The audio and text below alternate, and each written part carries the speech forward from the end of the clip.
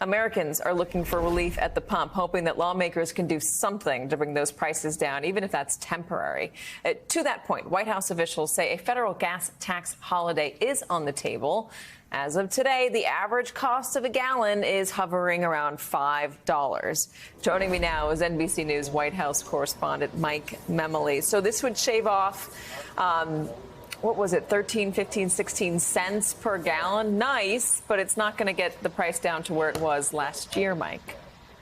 Yeah, that's right, Katie. 18 cents is the magic number that a federal gas tax holiday would mean for Americans. And in fact, we've seen a number of states already suspend state-level gas taxes, and a number of those states are led by Democratic governors and legislatures. So this is an idea that has been sort of in the air for some time. You talk about gas prices hovering around $5 a gallon. The president's approval rating is hovering around 40%, and his approval on the economy is even lower than that. So that's really what's driving the urgency on the part of the White House today. The White House has consistently said that all options are on the table, that the president is considering a range of actions. Today, the president was taking a walk on the beach in Rehoboth Beach, Delaware, and he took some questions, including about this idea of a gas tax holiday. Let's hear what he had to say.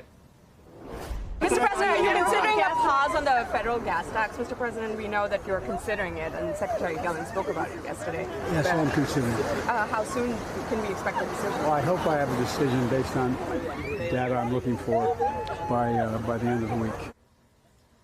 Now, Katie, there are, of course, some trade-offs if you pursue this gas tax holiday. One is that if you suspend the gas tax, at some point you have to reimpose it. That's one of the political tricks here, is that at some point, if the gas price does lower enough, then you still have to reimpose the tax, and that will raise it once again. The other bigger issue, as Jennifer Granholm, the Energy Secretary, laid out over the weekend, is this federal gas tax pays for things. It pays for infrastructure. The infrastructure law that the president signed last year is one of the main accomplishments they're running on, and so they don't want to necessarily rob Peter to pay Paul's, put some of these infrastructure projects in jeopardy because you cut off one of the main sources of revenue for it. So a decision, the president says, by the end of the week. We know sometimes those decisions, especially in this White House, drag on a little bit longer than that. Really, really interesting. Mem, thanks so much.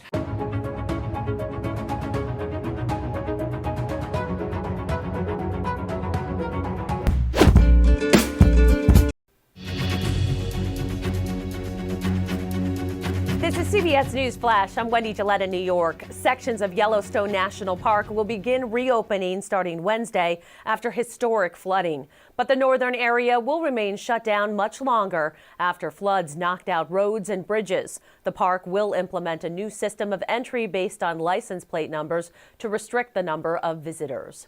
Residents of Odessa, Texas can safely drink their tap water again without having to boil it. The city recommended boiling tap water after an aging water main broke last Monday. The Texas Department of Environmental Quality has determined the water is now safe.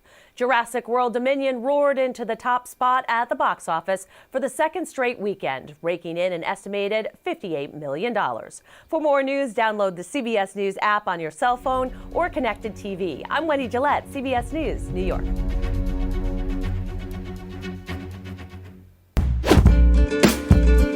So, Ryan, I mean, Robin gave you a Annie up there. I'm just curious your experience as a black woman in Hollywood, what that's been like for you. Well, I know we said this is going to be an honest conversation, but I do want to keep my corporate overload towards happy. So, but Mine don't care. They knew who they were hiring. Yes, because yours are like a subscription base, and mine is network television. It's a whole nother thing.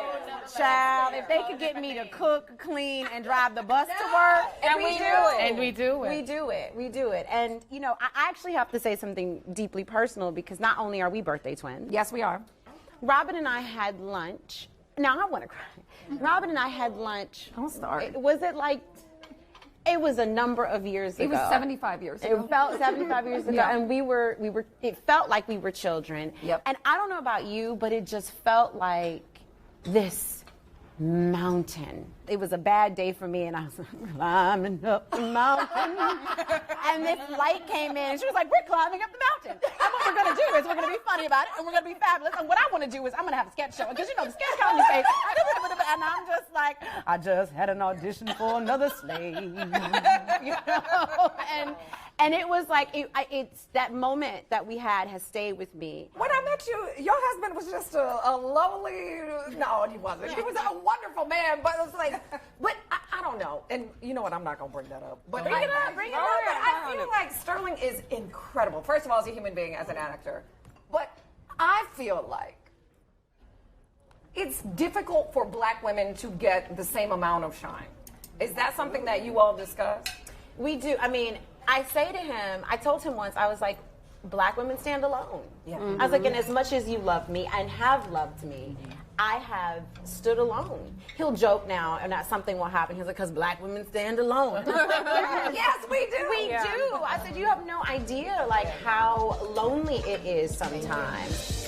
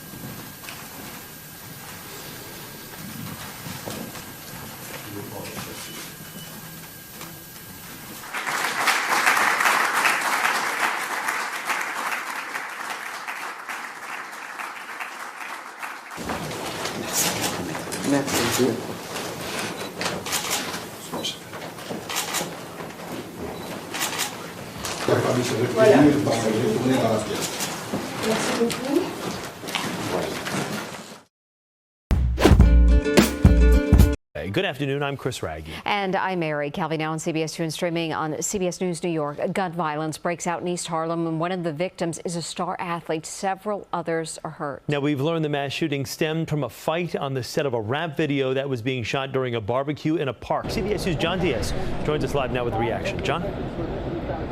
Chris and Mary, well, there's a victim's former basketball coach telling me that he was a good kid, that he must have been in the wrong place at the wrong time, and he was home here in Harlem for the summer visiting from college. He's someone that everyone would root for. Like, he's a hometown hero. At just 21 years old, promising college basketball player Darius Lee's life came to a tragic end. Fatally shot while attending a barbecue along the Harlem River that went on into early Monday morning. It's the same neighborhood he grew up in, but it was at St. Raymond High School for boys in the Bronx where he also made his mark. I coached high school basketball for a long time. You run into certain kids that you say, yo, I would love for my son to be like that. For his former coach, Chris Williams, Lee was that player. He says the college senior got a full ride to Houston Baptist University. He was supposed to graduate in December. Beyond highlights, Darius was an incredible young man. Like, basketball doesn't really do him justice. Special kid, real special kid. Police say Lee was one of 9 people shot at the barbecue that turned into a mass shooting. Everyone else is expected to survive. This man heard the gunshots as they echoed loud along the Harlem River Drive and West 139th Street. Many in rapid succession, around 40 or 50 shots in such a short span of time. Then he said he saw almost 100 people flee, running like a stampede. There was a lot of screaming and running at the same time in all directions. Some of them almost getting hit by cars. Police say this gun was recovered at the scene, but it's unclear if it's one of the weapons used to carry out the mass shooting. The emboldened individuals responsible for this are exactly who our officers are battling every day to make our city safe. Homicides in New York City are down compared to last year, 189 so far this year, but this time last year there were 218. Still, neighbors are outraged. These are people's lives. Everybody's life is valuable, and there's no reason to take another person's life. Now, police are still trying to figure out how many shooters were actually involved in this mass shooting. They have yet to make any arrests, and they are turning now to the community for some help. They say that if you know of any information, to get in contact with them. We're live this afternoon from East Harlem. John Diaz, CBS 2 News. I look at this table and these amazing women sitting across this table, and I know everybody has earned their right to be here, you know, beautifully placed at this table. And still somebody can come in here and question our place at this table. So with that, I'd like to bring in MariaTaylor to the conversation. Because, young sister, we know that you earned your place despite what others may say. And you're in a male-dominated field that is difficult for women to get into. So the expectation might be that as another woman, you understand what I went through. Yet we see that it takes Black women sometimes to appreciate you. And so I'm just curious, because you've been in the line of fire, and we didn't know you, but we knew you. We knew your story. You were our sister immediately. So how have you managed being in that line of fire and handle it with such grace and success? Honestly, I'm sitting here and I'm like taking it all in. I'm like, I want to take notes. I'm like, Rohanna Jones is speaking, Tarana Burke is speaking. But the thing that keeps coming to my mind is like, I just wish that there was a world in which, you know, everything that a Black woman did, someone wasn't coming to dim that light or blow it out. Like, I wish that there was someone there fanning our flames. And obviously we have our culture and we have people and friends and grandmas and moms that do that, but the things that we have to battle through sometimes, it's like trying to hold your little candle against like the winds of the ocean. And I felt that way sometimes coming up in sports because, like you said, it's very white male dominated. A lot of times they simply don't want you there. And I've been on both sides of it where I've worked really hard to get to, you know, the NBA finals, and I've had a white woman raise her hand and say, you only got the job because you're Black. I've had my company stand behind that thought and then tell me that I am not being professional because I am refusing to work with her. Wow. But at some point I've realized, and I turned 35 in May, I was willing to give up my entire job. I said, I really have to walk in my integrity right now. I believe that I was put on this earth to speak out loud about sports, eventually more things, and be a content creator that amplifies Black voices. That's it. And so if anyone tries to get away or push me off of that path, I believe God will have another one for me. And I think as Black women, everything we do is super selfless. So I think everyone sitting here has something that's been pushing them that has nothing to do with what they actually do.